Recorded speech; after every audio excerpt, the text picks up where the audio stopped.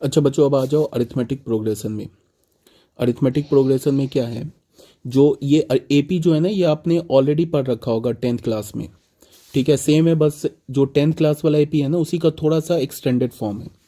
इसमें देखो क्या है, इसमें क्या बोला है, sequence A1 A2 A3 AN, ये हमारे पास सीक्वेंस है। ये अरिथमेटिक सीक्वेंस या अरिथमेटिक प्रोग्रेशन कब होगा, जब AN+1 is equals to AN+D। इसका कहने का क्या मतलब है, इसको देखो मैं कैसे लिख सकता हूं, इसको मैं ऐसे लिख सकता हूं, AN+1 को क्या लिखा है, AN+D।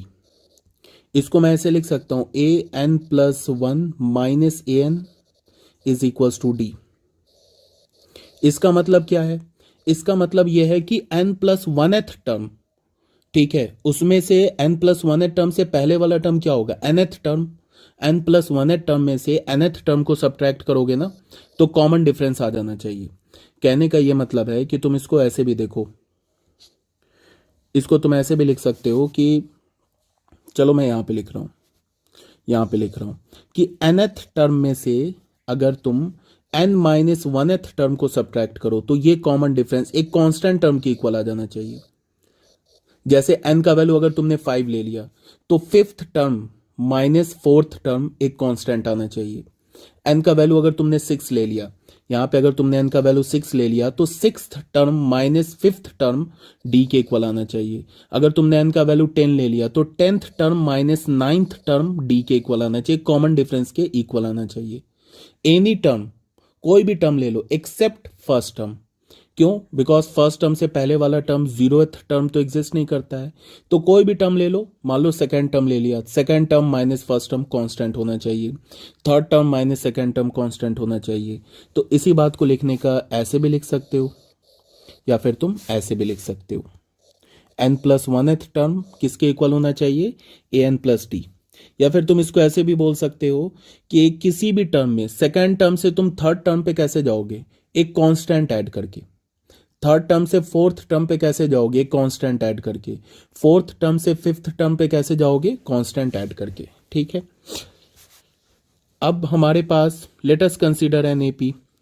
उसका स्टैंडर्ड फॉर्म, अगर एपी का फर्स्ट टर्म को तुमने ए माना, कॉमन डिफरेंस को तुमने डी माना, तो एपी का स्टैंडर्ड फॉर्म कैसा होगा, A+D A+2D and so on. A+D, ये हमारा A हो गया फर्स्ट टर्म, A+D हमारा सेकेंड टर्म हो गया, A+2D हमारा थर्ड टर्म हो गया। ठीक है, अब तुम ऐसे देखो इसमें कि इसको ना तुम देखो ध्यान से, फर्स्ट टर्म क्या है, फर्स्ट टर्म हमारा A है, A1 क्या हमारा first term, A1 first term को हम A बोल सकते हैं। सेकेंड टर्म क्या हमारा A2 A+D। तो तुम D के कॉफिशिएंट को, इसको मैं लिख सकता हूं A+2 - 1 इंटू D। ऐसे भी तो लिख सकता हूं, 2 - 1 क्या होगा, 2 - 1 ही तो होगा। तो A+D, ये भी तो A+D लिखा हुआ है। थर्ड टर्म क्या होगा, A+2D। A+2D को तुम क्या लिख सकते हो, A+3 - 1 इंटू D। इसी लाइन पर अगर तुम आगे बढ़ोगे तो तुम nth टर्म को क्या लिख सकते हो, nth टर्म को लिख सकते हो A+n - 1 इंटू D। ये थर्ड टर्म था ना, तो यहाँ पे 3 - 1 है, सेकेंड टर्म है तो 2 - 1 है। फर्स्ट टर्म को तुम A को ऐसे भी लिख सकते हो A+1 - 1 इंटू D। तो nth टर्म को कैसे लिखोगे, A+n - 1 इंटू D।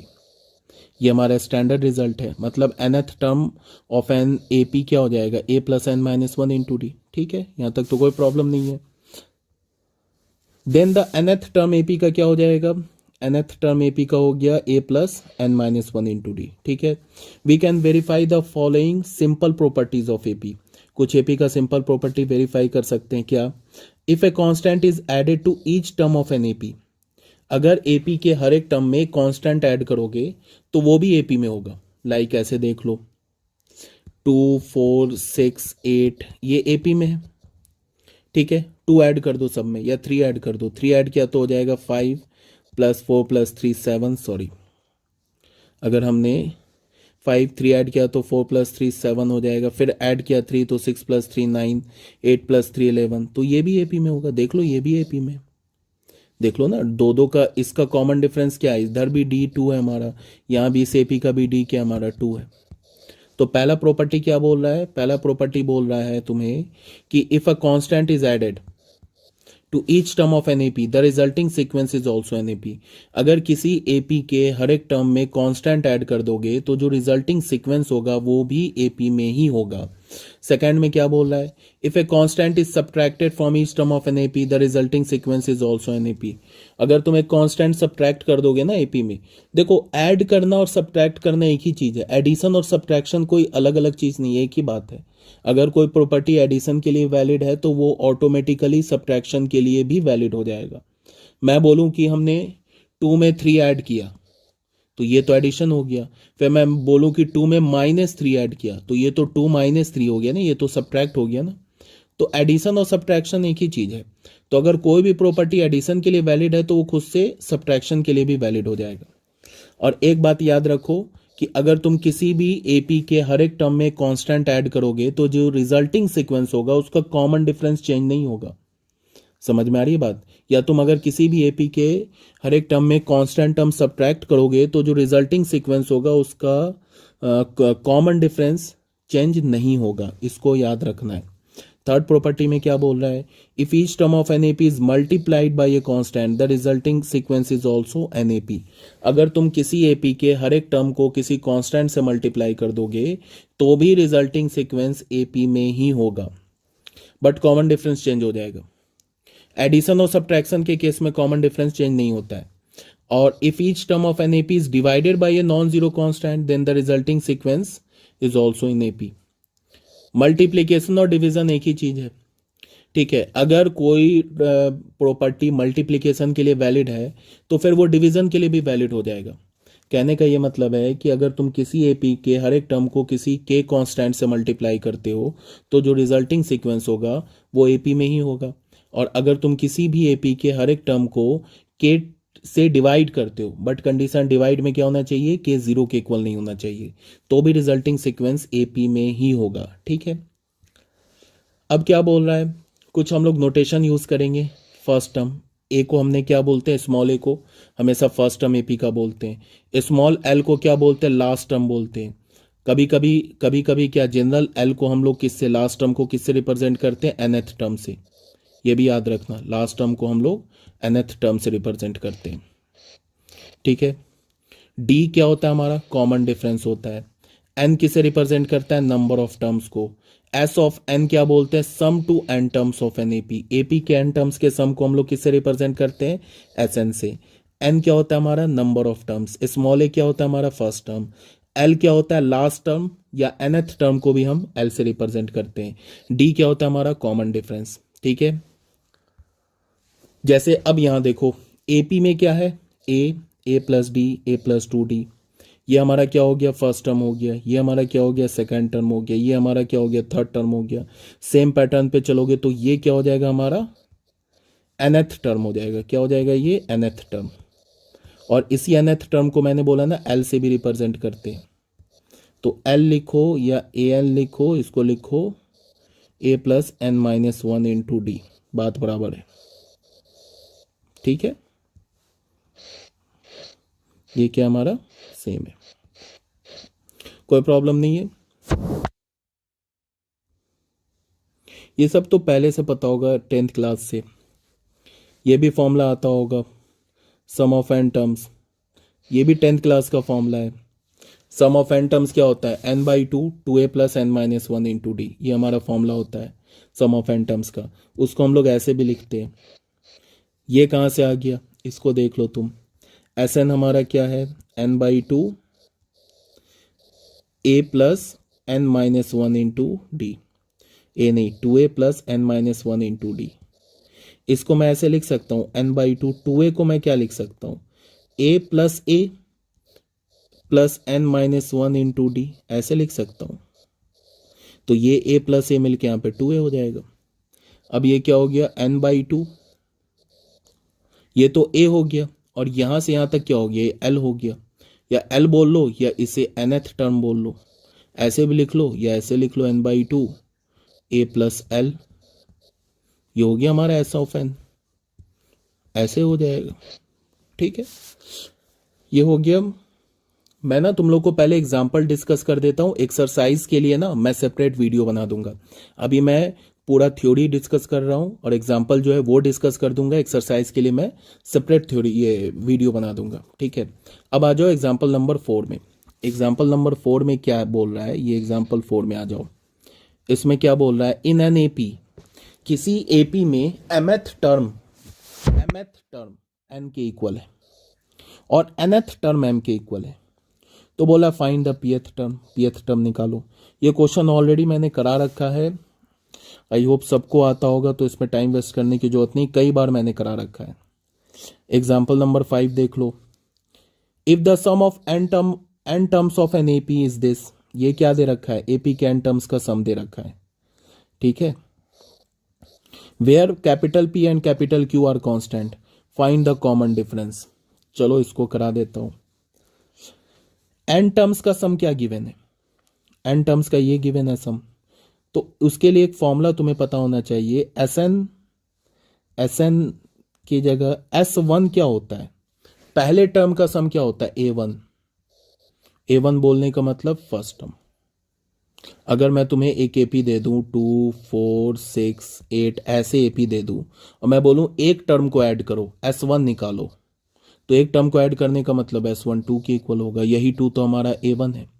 हाँ, अब अगर मैं बोलूं दो टर्म को ऐड करो तो 2 और 4 को ऐड करना होगा, 2 + 4 ये 6 के इक्वल हो जाएगा। बट S1 क्या है हमारा, S1 तो A1 है, S1 का मतलब कि फर्स्ट टर्म।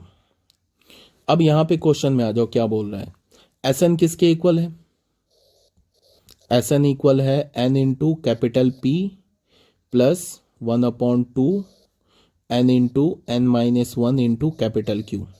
तो बोल रहा है P और Q कांस्टेंट है, तो बोल रहा है क्या हमसे, find the common difference. Common difference निकालने के लिए क्या करना होगा कि कोई भी दो सक्सेसिव टर्म्स निकालना होगा। जैसे अगर हमें सेकेंड टर्म मिल गया, फर्स्ट टर्म मिल गया, तो second term minus first term common difference.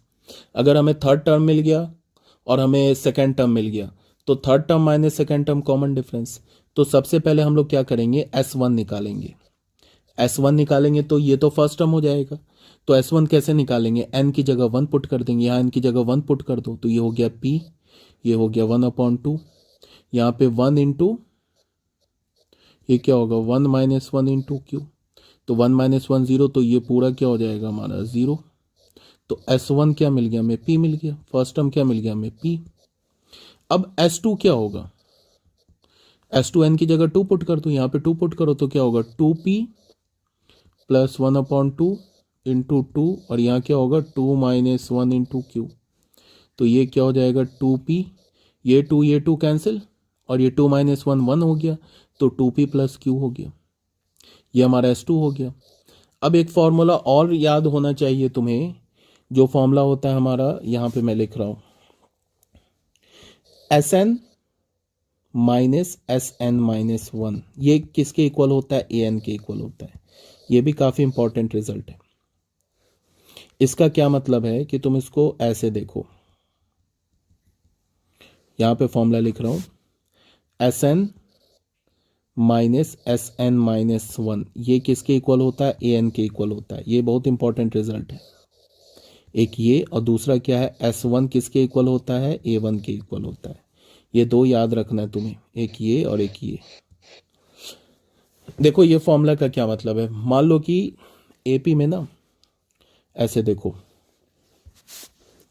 दो टर्म्स दे रखा है, जैसे यहां देखो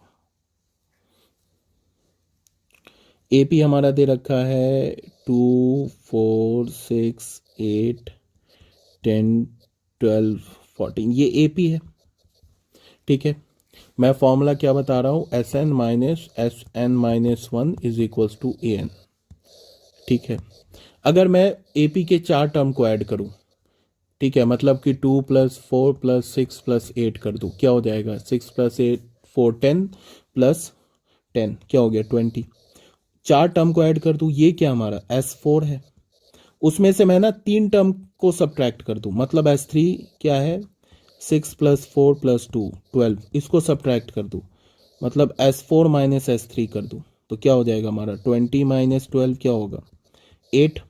ये 8 क्या मिला हमें, कौन सा टर्म है, A4 मिल गया ना, तो हमें क्या मिल गया, S4 माइनस S3 क्या हो गया, A4 मिल गया। सिंपल सा देखो ना, इसमें से 4 टर्म को ऐड करूं, उसमें से 3 टर्म सब्ट्रैक्ट कर दूं, तो ये चौथा टर्म नहीं मिल जाएगा, ठीक है ना। तो ये फॉर्मूला नहीं आ गया। Sn में से Sn माइनस 1 सब्ट्रैक्ट कर दूं तो An आ जाएगा। समझ में आ रही है बात। तो S1 इस क्वेश्चन में हमारा S1 क्या है, P आया है। S2 क्या आया हमारा, S1 तो P आया, S2 क्या हमारा आया 2P प्लस Q, ठीक है।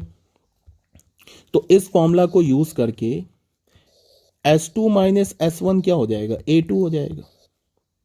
S2 क्या है देख लो, 2P प्लस Q आया है ना, तो यहां पे मैं क्या लिखूंगा, 2P plus Q minus S1 क्या आया है देख लो, S1P आया है, तो यहां मैंने माइनस P कर दिया, तो ये किसके इक्वल हो गया, A2 के इक्वल हो गया। तो ये क्या हो जाएगा, 2P माइनस P क्या हो जाएगा, P plus Q is equals to A2। तो सेकेंड टर्म हमने निकाल लिया P प्लस Q, और फर्स्ट टर्म हमें क्या मिला है देख लो, S1 है ना हमारा, ये S1 ही तो हमारा A1 है, यही तो हमारा फर्स्ट टर्म भी है, P हमारा फर्स्ट टर्म है। तो फर्स्ट टर्म हमें क्या मिला, A1 हमें क्या मिला P, तो A2 माइनस A1 क्या हो जाएगा, D के इक्वल हो जाएगा। तो यहां से A2 क्या हमारा P plus Q minus A1 क्या हमारा P, ये क्या हो जाएगा D, तो क्या हो जाएगा D is equals to Q। ये हमारा आंसर हो गया, ठीक है, ये हमारा क्या हो गया, आंसर हो गया। सिंपल सा है, ठीक है। यहां तक आ रही होगी बात समझ में, कोई दिक्कत नहीं होगा।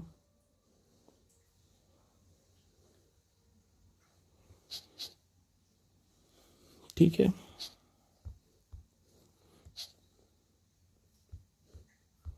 ये हो गया बच्चों हमारा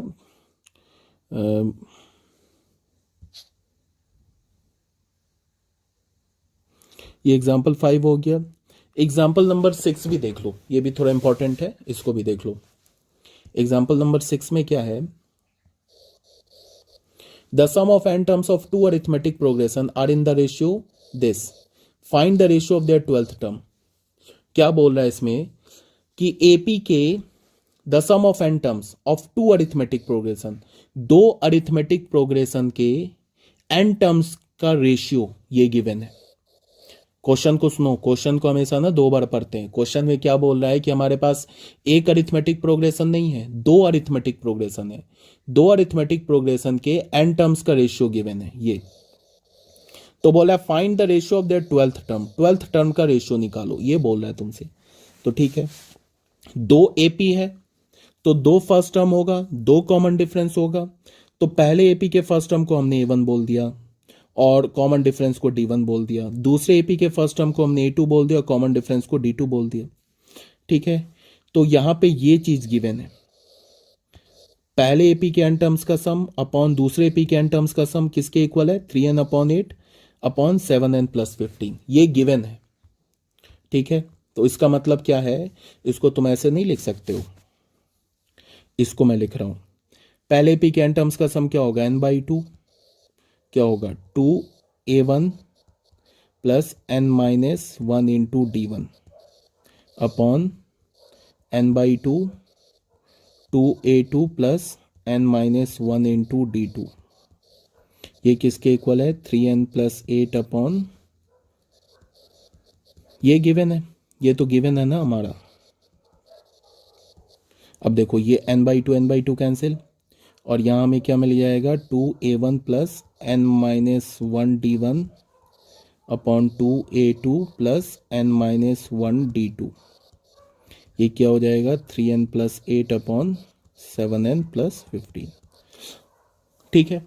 अब क्या करो तुम कि न्यूमरेटर से और डिनोमिनेटर से 2 कॉमन लो, तो 2 कॉमन लिया न्यूमरेटर से, तो यहां क्या बचेगा, A1 plus n minus 1 upon 2 into D1 upon, फिर 2 कॉमन लिया तो बचा A2 plus n minus 1 upon 2 into D2, ये किसके इक्वल हो गया, 3n plus 8 upon 7n plus 15। अब ये 2 कैंसिल हो गया। अब क्या बोल रहा है, कौन से टर्म का रेशियो चाहिए हमें, 12th टर्म का रेशियो चाहिए। तो अगर 12th टर्म का रेशियो चाहिए तो 12th टर्म कैसे लिखोगे, A प्लस 11D, यही होता है ना, A12 अगर लिखना है हमें तो A12 क्या होगा, A+11D। मतलब D का कॉफिशेंट क्या होना चाहिए, 11 होना चाहिए। यहाँ पे क्या D का कॉफिशेंट, यहाँ पे हमारे पास D का कॉफिशेंट क्या है, n-1/2 है D का coefficient.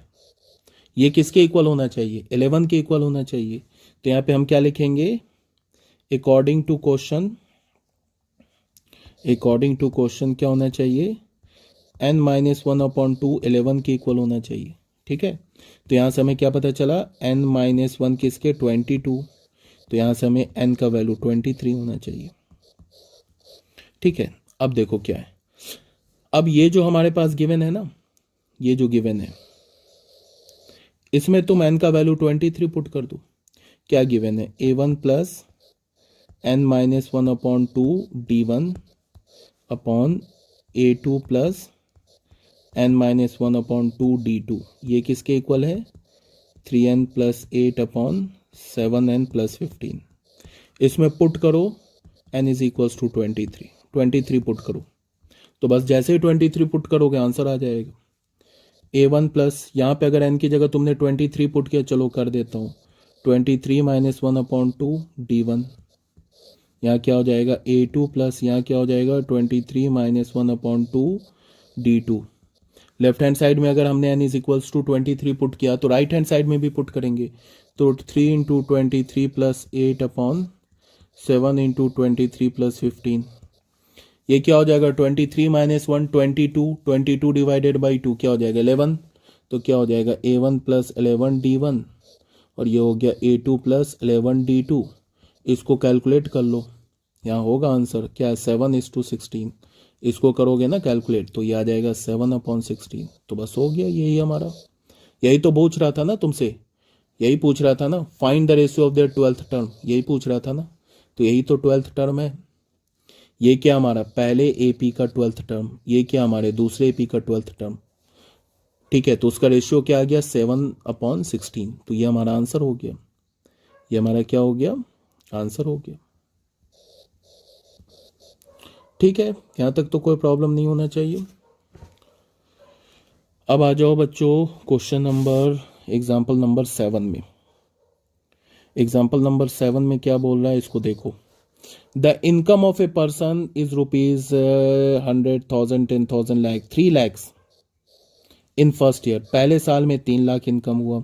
And he receive an increase of 10,000 ऑफ हिज इनकम पर ईयर, हर साल उसको 10,000 का क्या होता है इंक्रीमेंट मिलता है। पहले साल का इनकम क्या है 3 लाख, फिर अगले साल का इनकम क्या होगा 3,10,000, फिर उसके अगले साल का इनकम क्या होगा 3,20,000, यही दे रखा है। यहाँ पे क्या बोल रहा है, फॉर द नेक्स्ट 19 ईयर, 19 साल तक उसे 10,000 रुपए का हर साल इंक्रीमेंट मिलेगा। Find the total amount he received in 20 years, बोल रहा है कि 20 साल में वो कितना अमाउंट रिसीव करेगा वो बताओ। ठीक है, तो कुछ नहीं है यार, पहला इनकम क्या है 3 लाख, तो फर्स्ट टर्म AP बनेगा ना यार, AP ही तो बनेगा। देख लो 1 2 3, ये 3 लाख हुआ, फिर 3,10,000 ऐसे बनेगा ना AP। फिर हमारा AP क्या बनेगा 3,1,3,0,1 1 2 3, 3,10,000 बनेगा AP, सॉरी।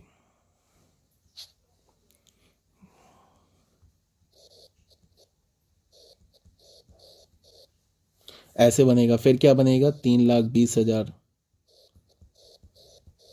तो ये AP ही तो बन रहा है, ये हमारा फर्स्ट टर्म हो गया। कॉमन डिफरेंस D क्या होगा, D हमारा होगा 10,000,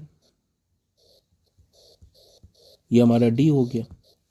ठीक है, तो तुमसे क्या पूछ रहा है, तुमसे पूछ रहा है कि बताओ 20 साल में वो टोटल कितना अमाउंट रिसीव करेगा। तो इसका मतलब क्या है कि S20 पूछ रहा है, मतलब 20 साल में जो ये AP बन रहा है ना, उस AP के 20 टर्म को ऐड कर दो। तो S20 पूछ रहा है तुमसे, तो S20 कैसे निकालोगे, बस 20/2, SN का फॉर्मूला होता है ना, SN is equals to n/2 2a plus n-1 into D। इसमें n की जगह 20 डाल दो, तो 20/2 और 2a, ए की जगह डाल दो 3 लाख, तो क्या हो जाएगा 2a क्या हो जाएगा 6 लाख प्लस 19 इंटू डी, तो ये हमारा आंसर आ जाएगा। ये सब तो सिंपल सा है, ठीक है। अब आ जाओ बच्चों अरिथमेटिक मीन में। अरिथमेटिक मीन को समझो, ये काफ़ी इंपॉर्टेंट है, इसको हम लोग नेक्स्ट वीडियो में करेंगे।